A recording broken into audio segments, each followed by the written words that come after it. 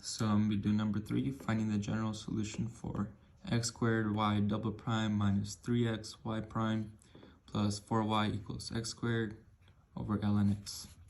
So in order to get our general solution, our y equals our homogeneous solution plus our particular solution. So solving the homogeneous.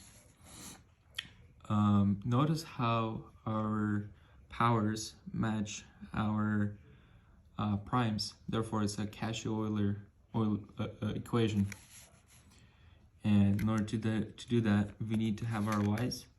We take the derivatives 2 times because it's to the second order.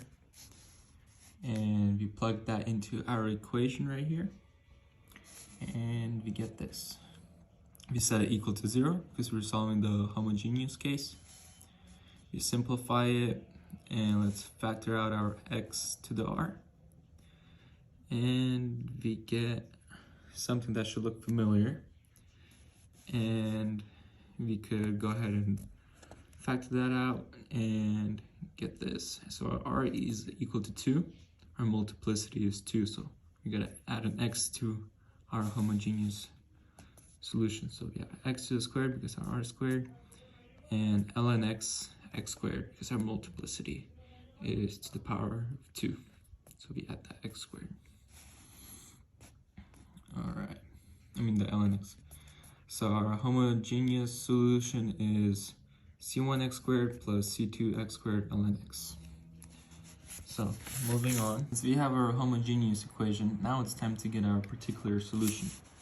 So we have x squared of y double prime minus 3x y prime plus 4y is equal to our solution, x squared divided by ln x.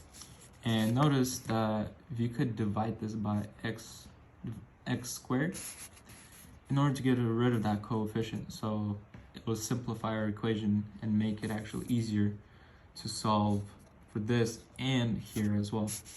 So once we do that, this is our simplification. And our particular solution is of this form: u1 times y1 plus u2 times y2. So we gotta find our u1 and u2. There is a way to do this. You can use Cramer's rule or the formula to determine our u1 and u2s. Essentially, you're doing the exact same thing. It's just with the formula, you just go ahead and plug it in and chug. So u1 is equal to the integral of negative y2 times our forcing function dx over our Wronskian of y1, y2. Essentially the exact same thing here, but we change our y2 into y1, and the Wronskian stays the same. And the negative is not negative here, and you'll see why. So if you do it the old school way, u1 prime times y1 plus u2 prime times y2 is equal to 0. Then y1 prime times, u1 prime times y1 prime plus u2 prime times y2 prime equals to our solution here. Alright, so using Cramer's rule, we go ahead and plug in our y's. We take the derivative of our y1, so we get that. And then notice when we take the derivative of x squared ln x, you have to do the product rule. And once we do go ahead and do the product rule right here, we get 2x ln x plus x. Plug that in, equal to our ln x. Alright. Moving on, our y1 prime is equal to this right here. So we take our 0 and 1 ln x from here, and we take the x squared ln x and 2x ln x. X squared ln x and 2x ln x plus x, my bad. Forgot the plus x. And we go ahead and have our x squared, 2x, x squared ln x, 2x ln x plus x from here. So we go ahead and take the Wronskian. This times that will be 0, so that doesn't matter. And the negative x squared ln x times that. Notice the negative, when we look at our formula, that's where we get that negative from. Alright, so this right here if you take the Wronskian, notice that the 2x cubed ln x cancels with this 2x cubed ln x. So we just get this x3 right here.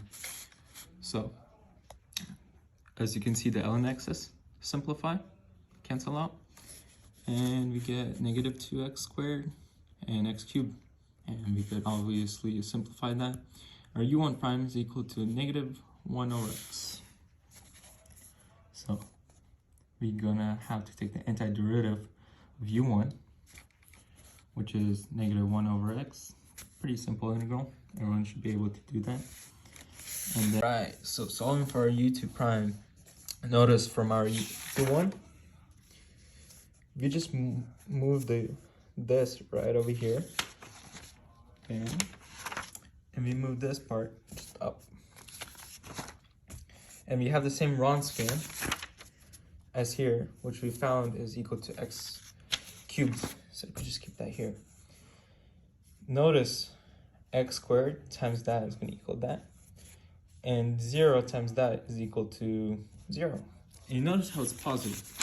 And if we go back to our formula, that's why we have a positive formula instead of the negative.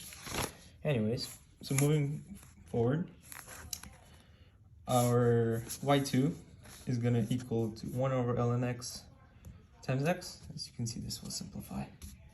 So u2, 1 over ln x dx. And once we take our antiderivative, we need a u sub, make our u is equal to ln x, du 1 divided by x dx.